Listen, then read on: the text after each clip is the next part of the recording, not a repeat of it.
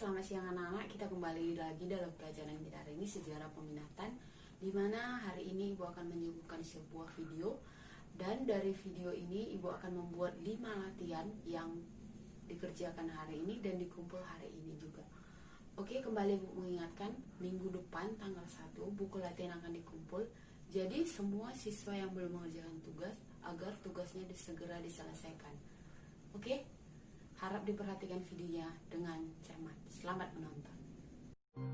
Agama Hindu masuk ke Indonesia diperkirakan pada awal Tarik Masehi, sementara agama Buddha disebarluaskan pada abad ke-5 Masehi.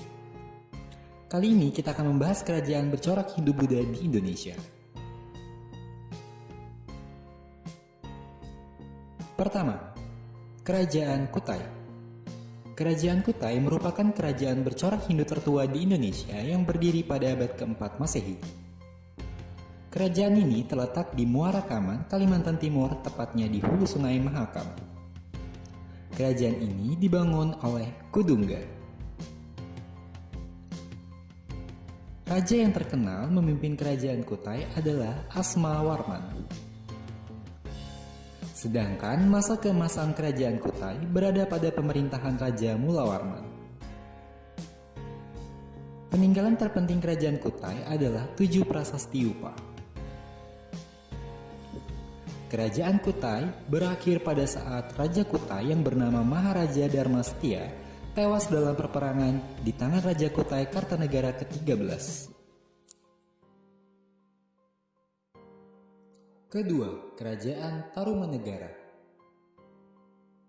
Kerajaan Tarumanegara merupakan kerajaan bercorak Hindu yang berdiri pada abad ke-4 Masehi. Wilayah kerajaan Tarumanegara berada di barat Pulau Jawa.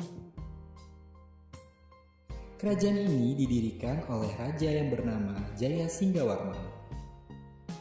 Masa keemasan kerajaan Tarumanegara saat dipimpin oleh Raja Purnawarman. Beberapa prasasti peninggalan kerajaan ini adalah Prasasti Kebun Kopi, Tugu, Cidang Hiang, Ciara Teun, Muara Cianten, Jambu, dan Pasir Awi.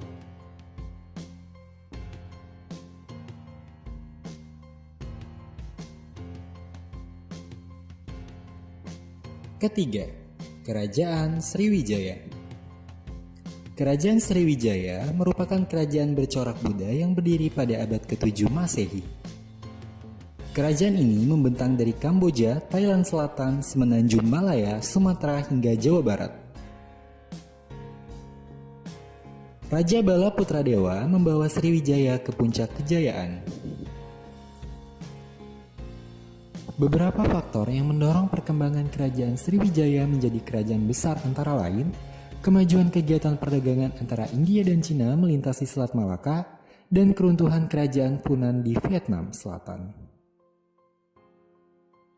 Peninggalan kerajaan Sriwijaya terdiri dari Prasasti Kedudukan Bukit, Prasasti Talang Tuo, Prasasti Kota Kapur, Prasasti Talaga Batu, Prasasti Karangbirahi, Prasasti Ligor, Candi Muaro Jambi, dan Candi Muara Takus.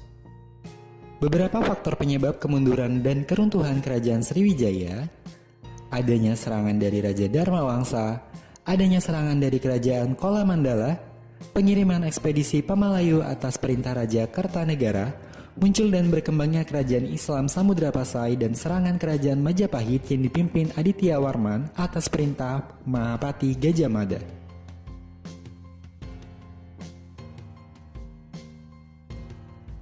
Keempat, Kerajaan Mataram. Merupakan kerajaan yang berdiri pada abad ke-8 Masehi. Kerajaan Mataram terletak di sekitaran Jawa Tengah dan Jawa Timur. Ada 2 dinasti yang berada pada kerajaan ini, yaitu dinasti Sailendra dan dinasti Sanjaya. Dinasti Sailendra membawa kerajaan Mataram bercorak Buddha dan dinasti Sanjaya membawa kerajaan Mataram bercorak Hindu.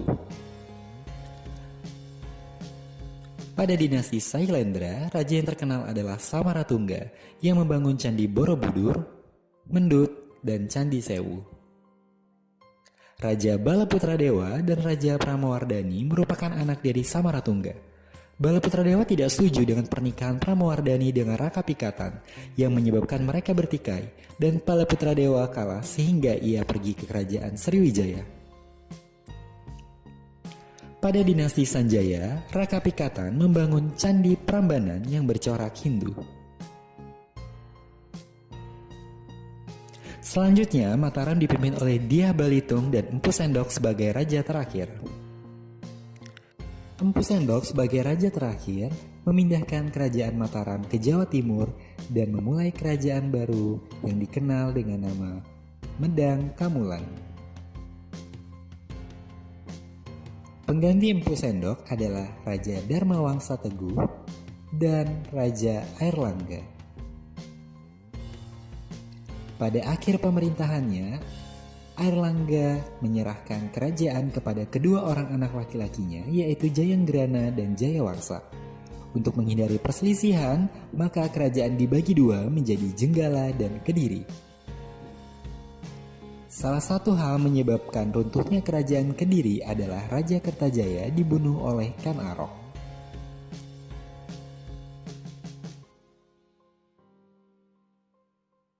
Kelima, Kerajaan Singosari merupakan kerajaan yang berdiri pada abad ke-13 Masehi.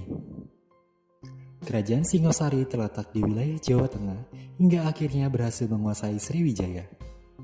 Kerajaan ini didirikan oleh Kan Arok.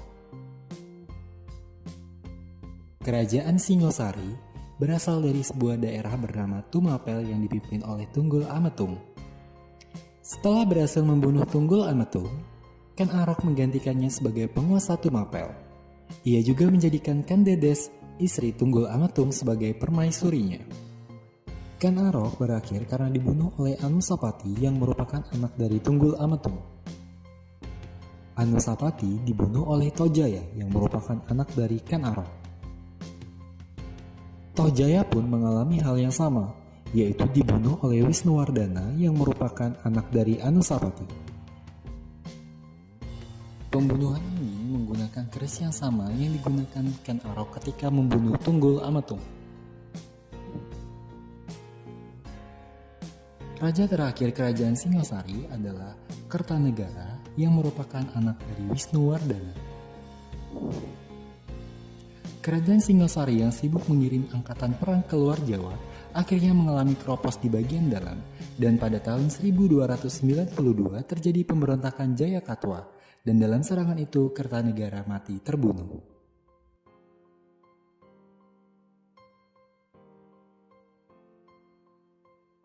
Keenam, Kerajaan Majapahit. Kerajaan ini didirikan oleh Raden Wijaya.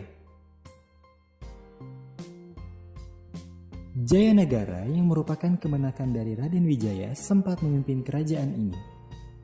Selanjutnya, kerajaan dipimpin oleh Tribhuwana Tunggadewi.